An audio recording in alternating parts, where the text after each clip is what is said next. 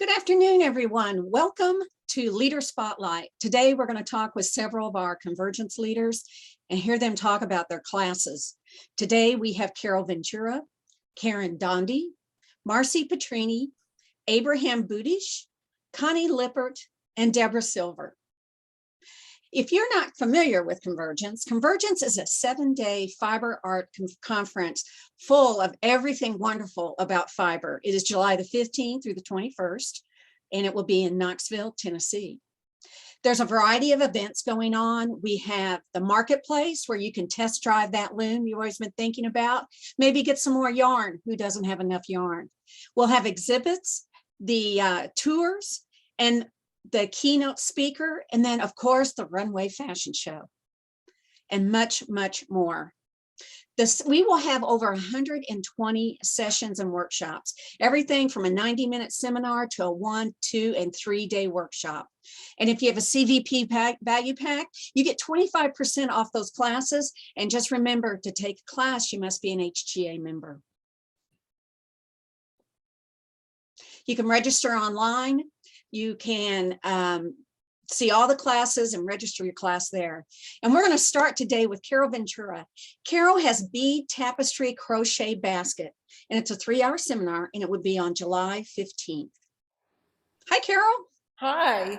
How are you? I'm doing great, and I'm so happy that I'm able to speak about my upcoming class. Tapestry crochet differs from regular crochet in that 2 or more colors are worked and switched back and forth to create patterns. All of these pieces in the background are different things I've crocheted that have appeared in some of my books. And this is a technique that's done around the world. There's slight variations. I learned about it in Guatemala in the 70s, where this bag was made. I use the Guatemalan technique, a single crochet stitch, going under both loops, carrying the extra color in the stitch. Because I like it because it creates a double-sided cloth and a sturdy cloth. And the more colors you carry, the sturdier the fabric is.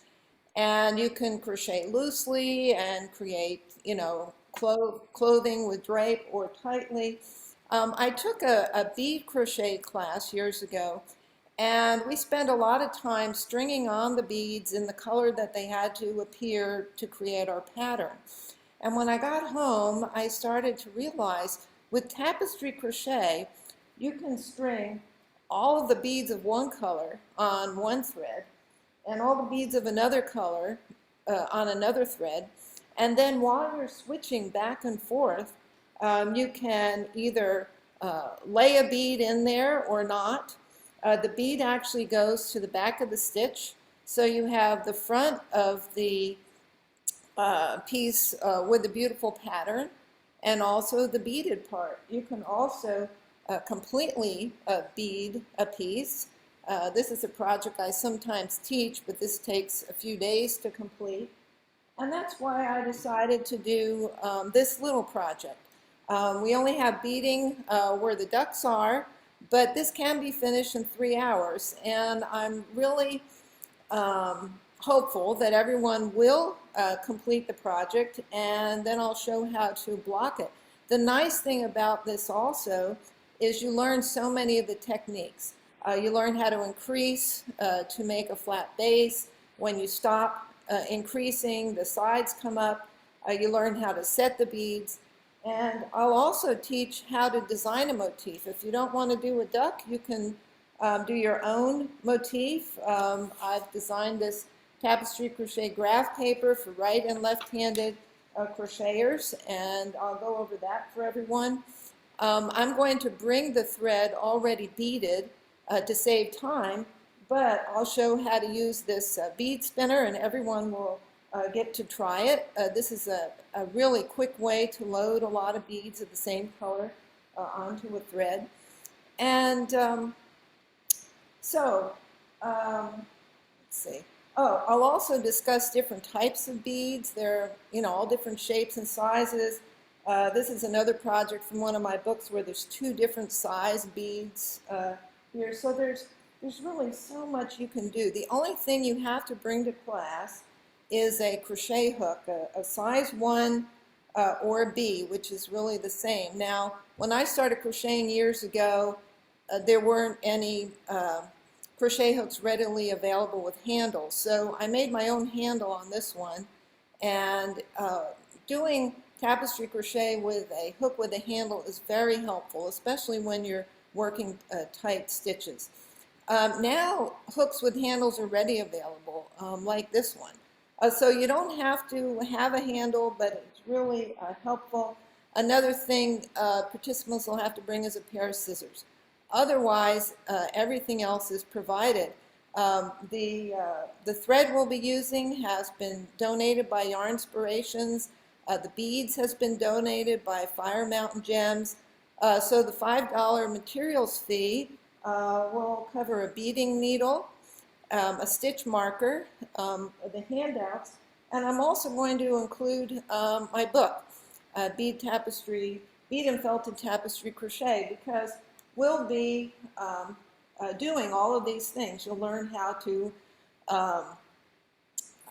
change the colors, and this is for both left-handed and right-handed people. It shows how to design, how to finish, how to block, how to do the bead stitch.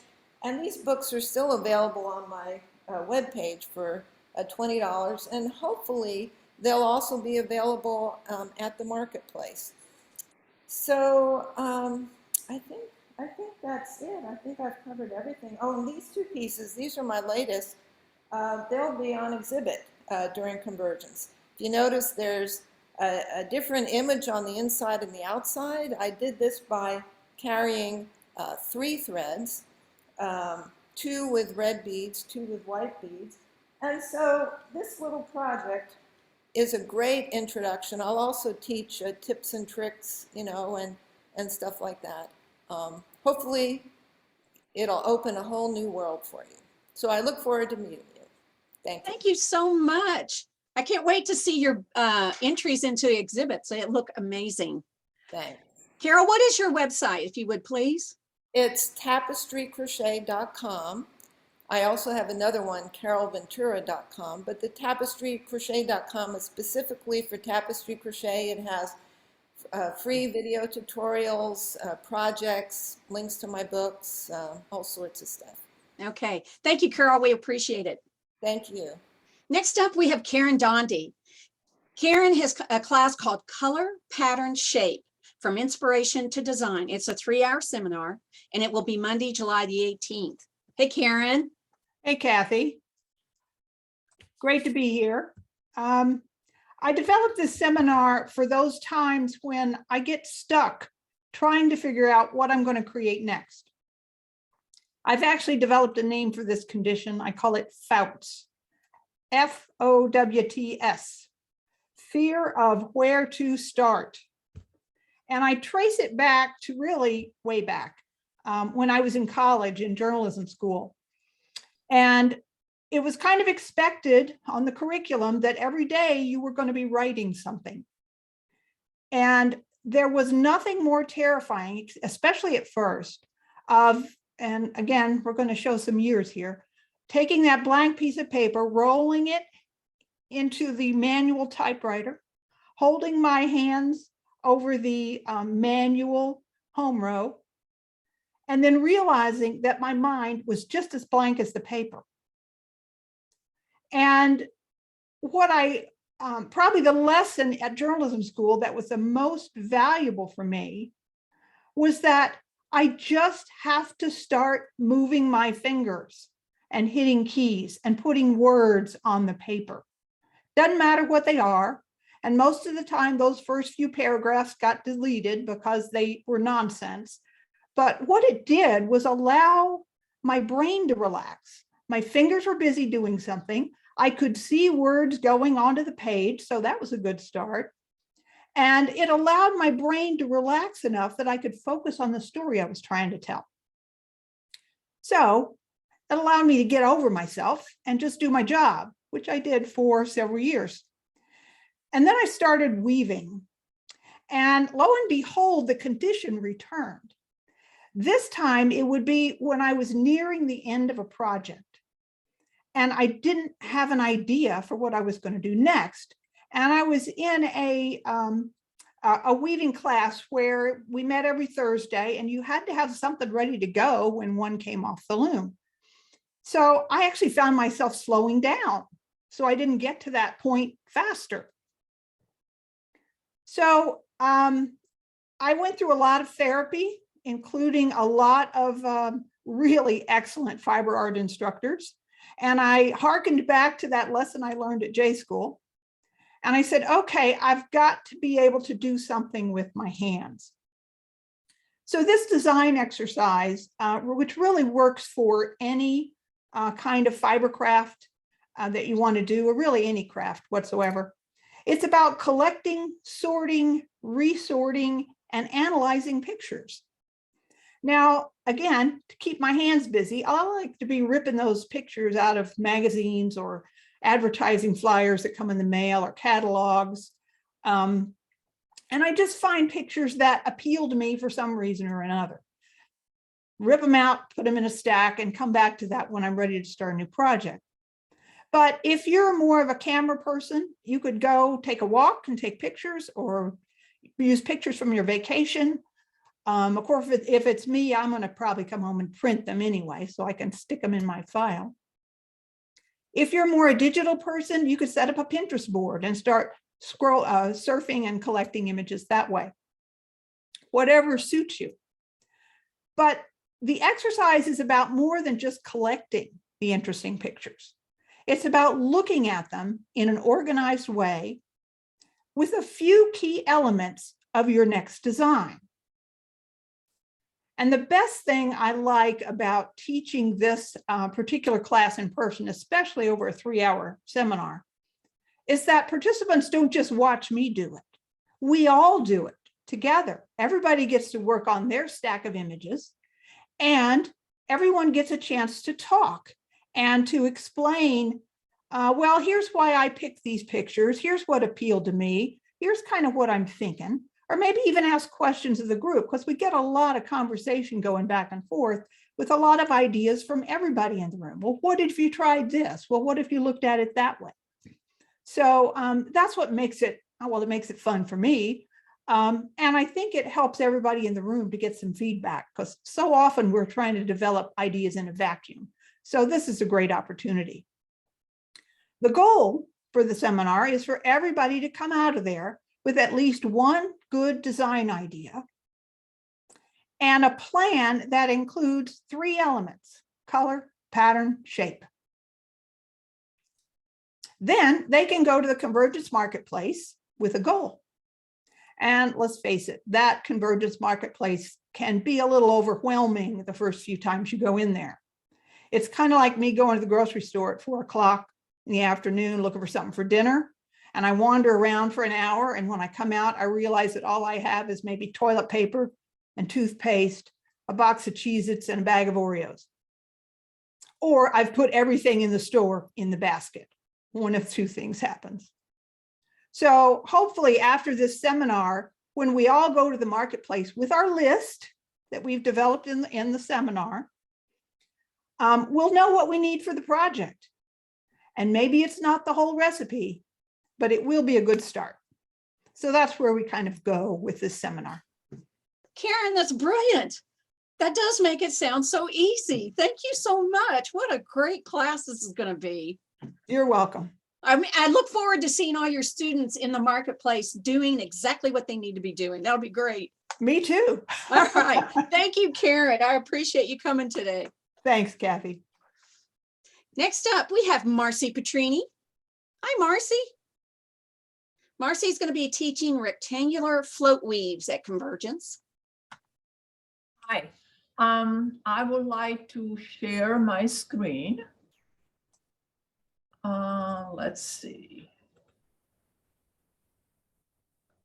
And we'll do it as a slideshow.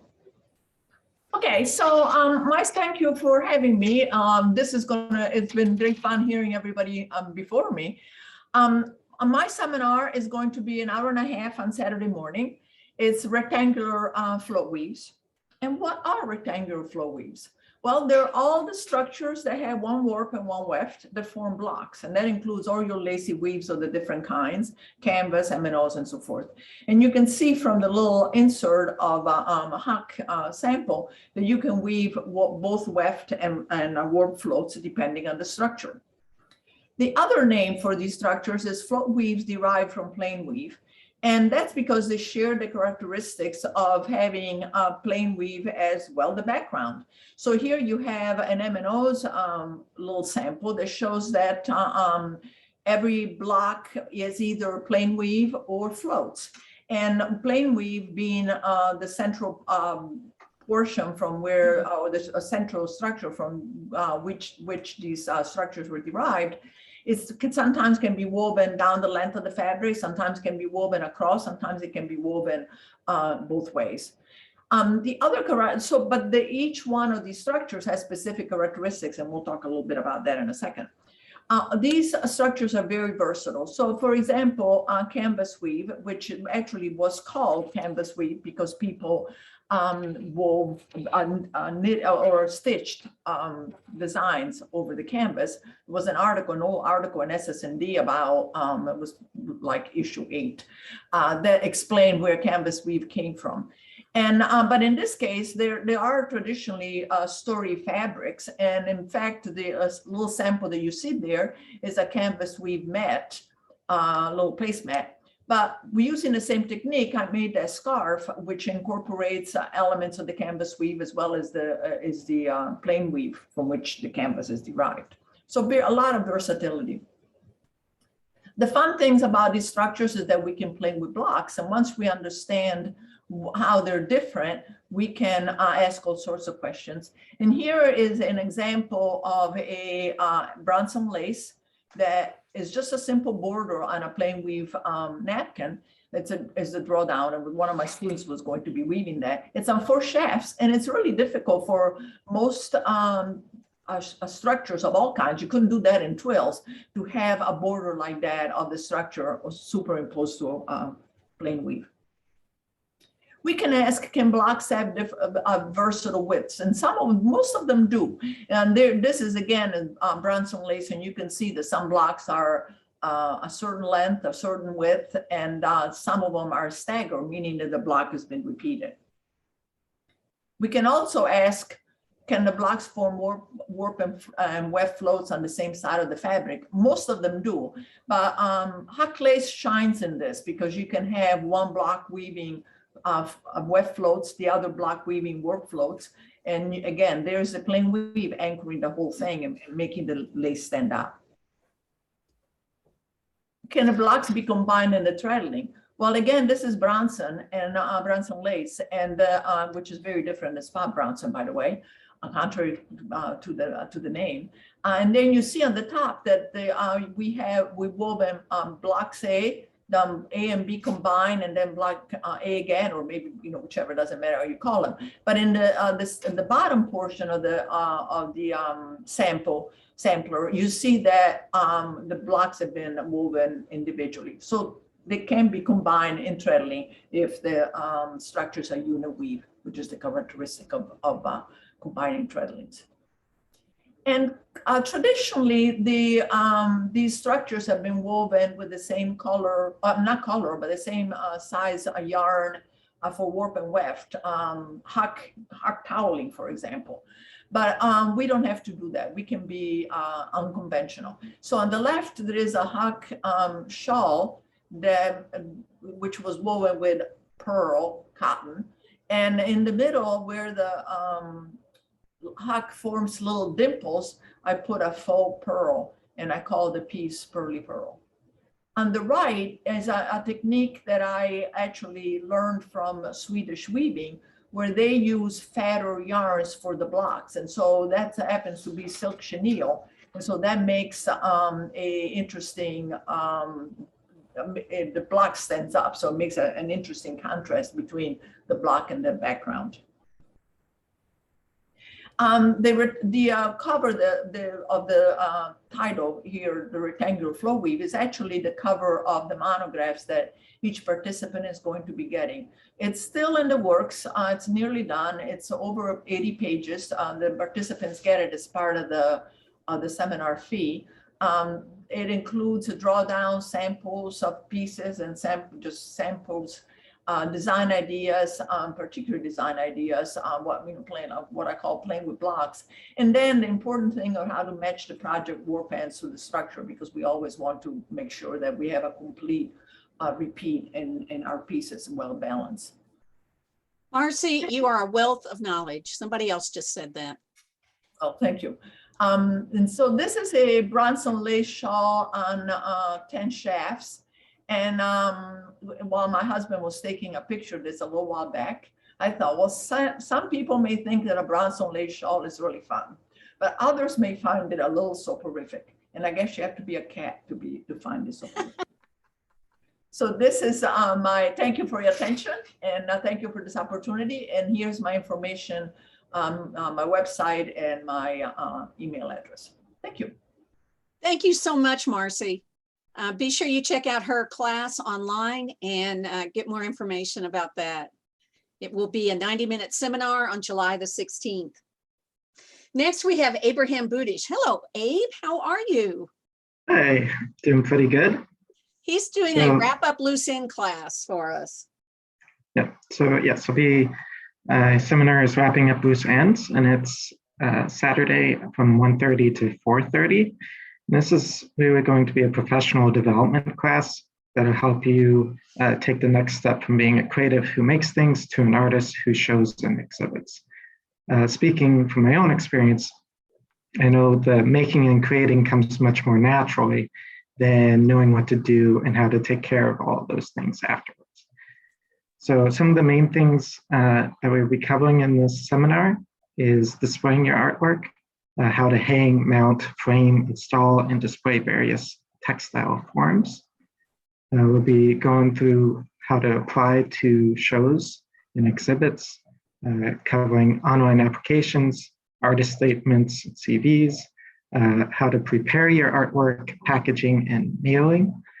We'll also be getting into some of the nitty-gritty of how to store your artwork, best practices for keeping and maintaining everything, how to package it and store it for preserving the textiles and avoiding all those pesky folds and wrinkles. And then we will be also discussing how to best photograph your textiles. And this will be a hands-on part of the seminar. So if you sign up, please be sure to bring 1 or 2 of your artworks. There will be a backdrop, lights, tripod, and all that available for taking photos of your artwork. We'll be discussing the best ways of photographing your work. There'll be suggestions on at-home photography, how to kind of set up a place for yourself.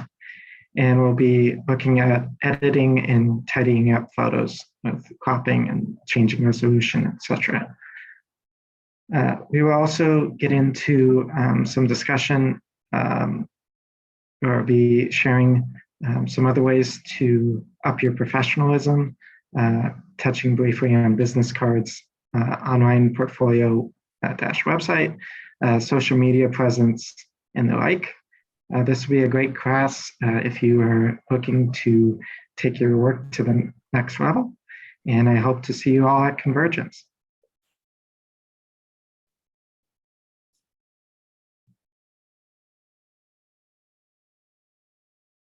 Sorry, couldn't get it on there. One thing somebody was saying, Abe, is so true, is that your artwork is only as good as the photograph you have of it if you're going to enter it into an exhibit. So that will be so important, is to help people make the best of their artwork and not put it at a disadvantage when they submit it to a show. Yes. Also, I need to say that Abe has helped our exhibits committee for several convergences. So he has a lot of experience in what's involved in setting up putting up an exhibit, what people are looking for this exhibit. Yep. Thank you so much, Abe. We appreciate it. Next up, we have Connie Lippert, who's going to talk about wedge weave. Connie has a 3-day class that's on Tuesday through Thursday, July 19th through the 21st. Hey, Connie. Hello, Kathy. Thank you very much. My class, as Kathy said, is a wedge weave class, and wedge weave is a weave that was practiced or developed by the Navajo Indians in the late 1800s. And for a long time, after it was popular, it kind of went out of style, mainly because it has a scalloped edge, as you can see from the piece behind me. And at the time in the late 1800s, it was very important for Navajo weaving, which was being sold and traded, to have perfect straight edges. So the scalloped edge was kind of kicked it out of fashion for a while. And then it wasn't practiced for a very long time, but thanks to Martha Stanley, who was a very wonderful teacher, she kind of brought it back, explored it, and taught it to quite a few people. And it's just expanded since then. It's hard to see a textile exhibit without wedge weave in it. I mean, it's all over the place. So basically, it's a technique, and this is just a little sample that I have. Unlike most weaving, which is woven horizontally, wedge weave, you start at the edge and build up a triangle, and then weave on the diagonal. And then once you complete a wedge, you start at the other side, start a triangle on that side, and weave at a diagonal in that direction. And there's wedge weave, the people who do wedge weave are not copying Navajo weaving. If you see traditional Navajo weaves, the wedge weave that's being done today is not copying. Wedge weave has a lot of potential for exciting design dynamic and or potential for design, different kinds of design. And so people are using it in a lot of different ways. The workshop,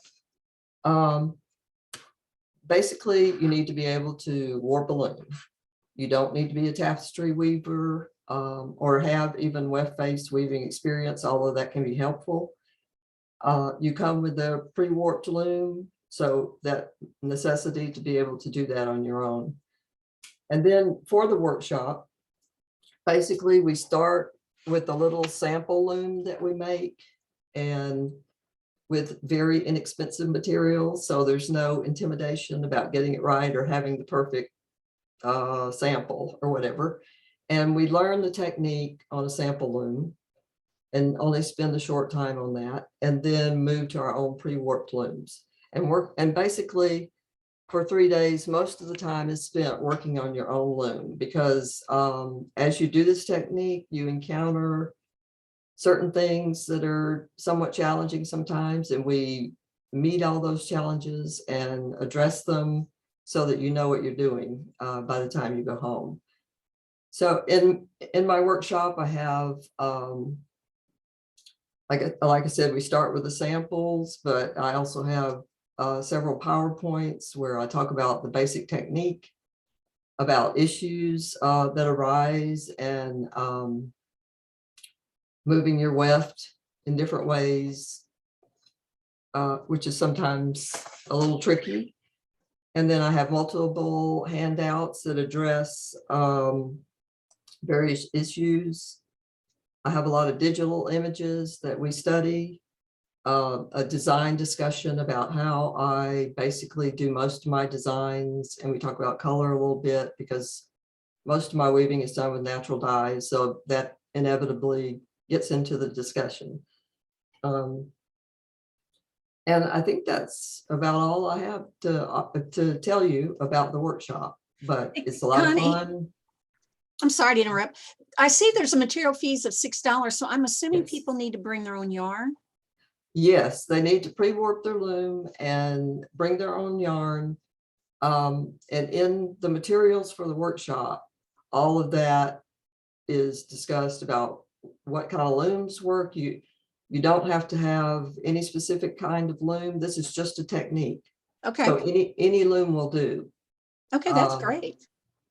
So, but for the materials for the workshop, we talk about what's required to bring. The $6 is basically for handouts, for the sample loom, for the yarn we use for the sample, and things like that. Wonderful. I have to say, I've taken this class and it was awesome. So I'm glad to see you're teaching it here too. Well, Thank you, very Connie. much. We appreciate it. Okay, thank you. Next up, we have Deborah Silver. She's going to talk about break out of blocks with split shed weaving. This is again a 3-day workshop, Tuesday through Thursday, July 19th through the 21st. Hi, Hello, Deborah. everyone. I'm very excited to be teaching at my very first Convergence.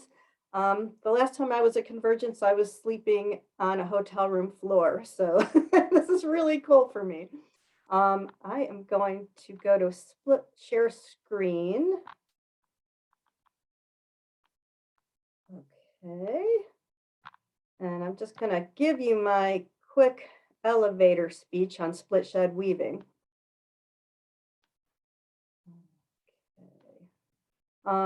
So split shed weaving is something, it's a technique that you can apply to lots of different weave structures. On just using 4 shafts, it sort of just eliminates the whole need for blocks. It basically, you get to choose where the structure changes from like pattern to ground or warp face to weft face. In this orange and blue piece, it's a double weave, so you can change from one layer to another all the way across the weft, the warp as many times as you want to. In a PK weave, you can choose to have an area be stitched or stuffed, or as in this piece on the right, you can blend colors to create shading. And if you'd like to know what a split shed is, this is it. It's just a layer of warps in between the upper and lower warps in a normal shed. And it splits it into an upper mini shed and a lower mini shed. And what you're doing as you're weaving is you're using a flat or low profile shuttle, and you're navigating just in and out of that middle layer, depending on whether you want to see more of the weft or less of the weft. And in order to do it, it's very simple. On a jack loom or a direct tie-up, you're just using 2 feet, and 1 foot is pushing down treadles halfway to make those shafts just rise halfway up.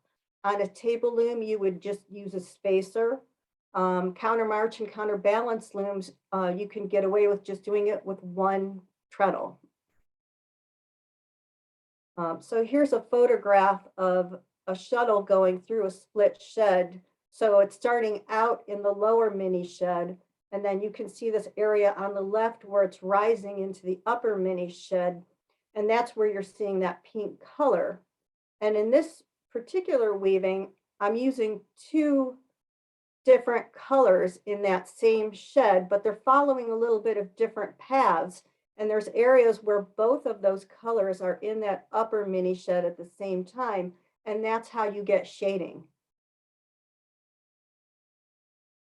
So in my workshop at Convergence, it's just a simple 4-shaft loom, straight threading all the way across. And these are all the types of things you can do with just a straight threading on 4 shafts. You can do tied weaves. We start off with just plain 1 shuttle weaves. You can do mixtures of twills. This red rose on the left is a double weave, and you can do that just on 4 shafts. And you can create as much detail as you like. We work with cartoons that I bring, and I bring designs, but you're also welcome to bring your own designs to work on. And we also work on color blending, like this one at the upper right is summer and winter with 2 colors.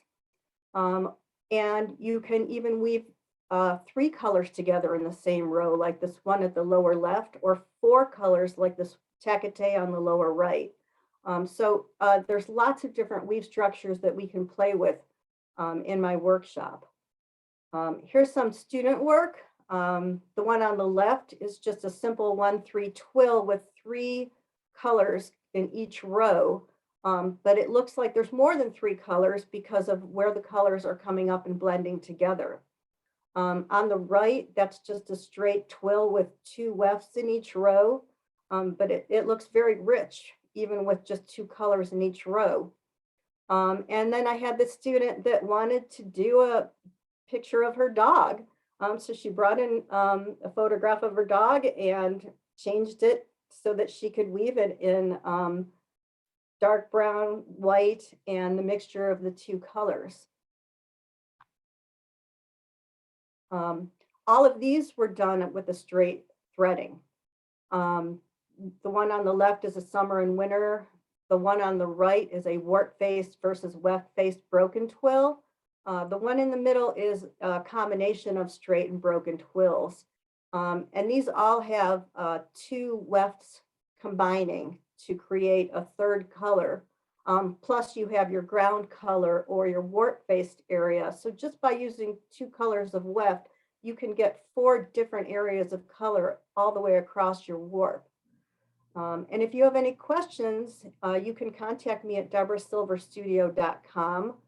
Or if you just want to see more of my work, there's a lot of work up on my site. I'm going to stop share. Thank you, Deborah. So thank you. There's plenty you can do in split shed weaving. I hope I see you there.